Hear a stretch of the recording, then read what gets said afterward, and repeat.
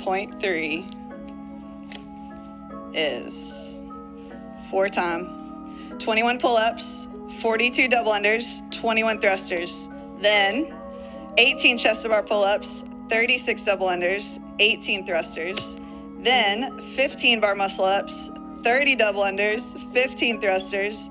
The thrusters increase in weight every round. There is a 12-minute time cap. Good. All right, so now that you guys know what 22.3 is, it's a mixture of dubs, thrusters, and pull-ups. I'm kind of sad, I'm going to say, because there is no heavy lifting, which is something I was looking forward to, which I don't even like to do heavy lifting, but I think that honestly, you know, when you're in an environment where you're trying to compete, or you're in an environment where there's a lot of people, that energy, that adrenaline, when it kicks in, you're going to want to lift a heavy. So whether it was a squat clean or clean and jerks, your heavy 1 rep max deadlift, whatever the case may be, I think that would have been a very dope thing to do for this year, especially when you're trying to build a full community from the ground, from the ashes. Because let's be honest, the past few years, CrossFit hasn't really been good when it comes to their community. But you know, but something cool that I really thought that they did was, now they added a team from Iceland and a team from wherever the state, wherever these people are from, where they're hosting the CrossFit 22.3. It's really cool that they actually kind of battle it out. We already know like who's gonna win, whatever the case may be, but that's part of building community. So you have these top CrossFit Games athlete gave a head start to the people here in the US. They gave them a head start into 4.5 minutes, and once the 4.5 minutes had expired in their time, then they let the Iceland people go, which were CrossFit Games athlete. So I think that was pretty cool, seeing how fast Con Porter and whatever the other guy's name is, how fast they actually got it done was pretty impressive. Kind of like Fantasyland, just the only thing is that you're adding dubs to it. And if I don't recall, we literally just did this 2 weeks ago. So as a coach, if I was coaching this class, what would I tell you guys? So leading up to the wall now, I'm gonna have Storm tomorrow explain to you guys how to warm up, what you guys should do, and how to even break it up. Now here's going to be my 2 cents in it.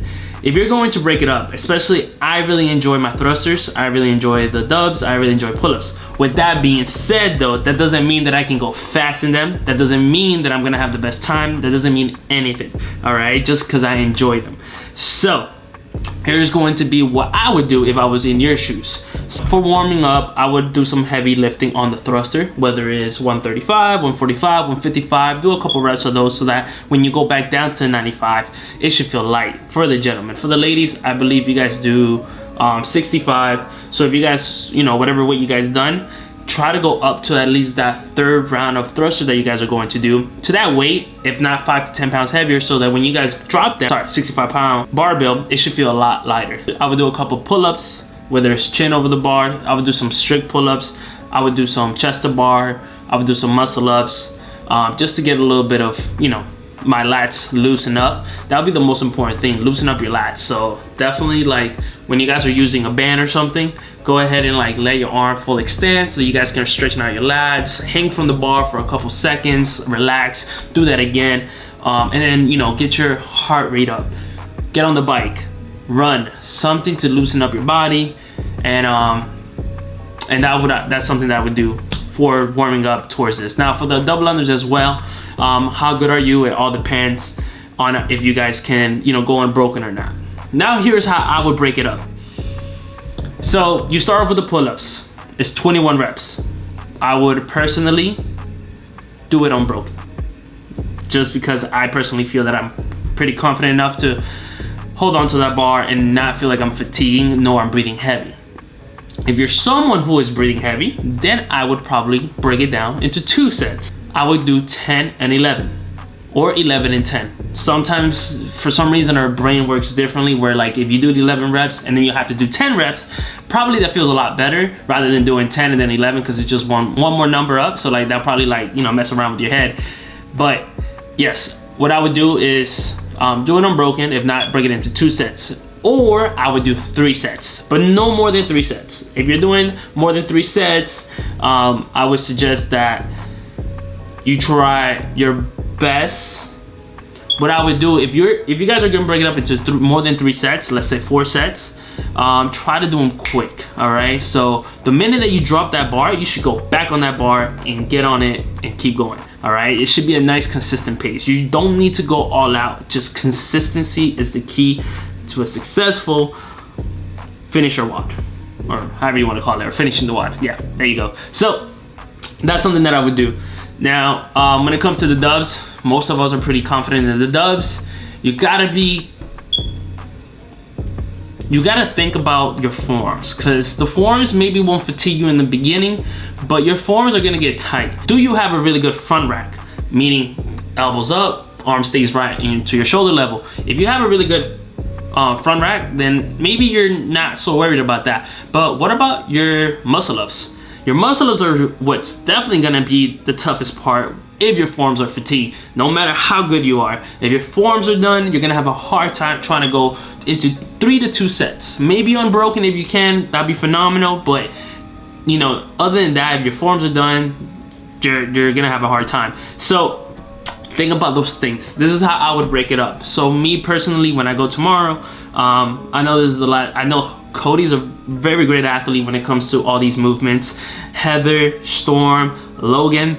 Now it will just come to being fatigued when the moment arrives. Now what does that mean? So let's say, for example, if I went all out for my 2 rounds, and on that 3rd round where I'm about to finish, if I went all out and my body, my forearms are done, my legs are done, my shoulders are done, any of that thing, any of that sort, and let's say the person next to me, whether it's Mike, Logan, whoever the case may be, and they broke it up and they're still maybe 3-4 reps behind me, then they can probably push while I am hit a wall and they just gonna go all out. And then that's how I probably would end up being having a worse time that I possibly can have. So be smart about it. How I'm gonna break it up, I'll tell you guys, since I really don't care how people, if people know or not, whoever I'm going against with, I would do this.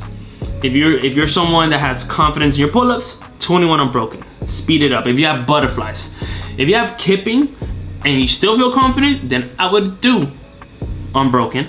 Now other than that, once again, this is the way I'm going to do it. Doesn't mean that you have to do it. You do 21 unbroken. When you get to your dubs, I will break it up into 2 sets. All right, so 48 reps, I'm gonna do 24 and 24. All right, when I'm done with that, I'm gonna get into my thrusters, and I will try to go unbroken for the 21 reps. Listen how I said will. What happens is, in between some of that, I feel like I do feel like a little fatigue already, or I feel like this is gonna hurt, then maybe break it up into 2 sets, my 11 and 10. Because I am trying to waste my energy at the 135 thruster, not in the beginning of the WOD. Now with that being said, if I feel good, I'll do 21 unbroken. Moving on to your 2nd round. Unbroken chest to bar, if you feel good. If not, break it up into 2 sets. When you're done with that, you're gonna move on to your dubs. Once again, break it up into 2 sets. Once again, because of your forearms, ladies and gentlemen, don't forget, because of your forearm. Other than that, once you get to your thrusters, here's where you can make up ground. I will break it up into 2 sets, but honestly, I will try to go unbroken. That will be my goal. That 2nd set is where I wanna go unbroken. Now, am I being a little bit naive about it? I could be, but who knows when the time arrives, will I change up my game plan? It could always happen. When I'm done, I'm gonna go back to that pull-up bar, the thrust, muscle ups, sets into 2 sets, or maybe unbroken if possible. When I'm done, get into my dubs, unbroken, get into my thrusters, break it up into 2 sets, if not unbroken. Now it sounds sweet when I talk about it, but trust me guys, this is gonna be a very, very terrible WOD when you notice that you hit a wall. Make sure that you loosen up your lats, your back, your legs, squats. If I was you guys, and I do this in all my classes, and I've made you guys do it either before or after, 100 air squats for time, loosen up those legs, use the gun if you have it, loosen up all the lactic acid on your quads.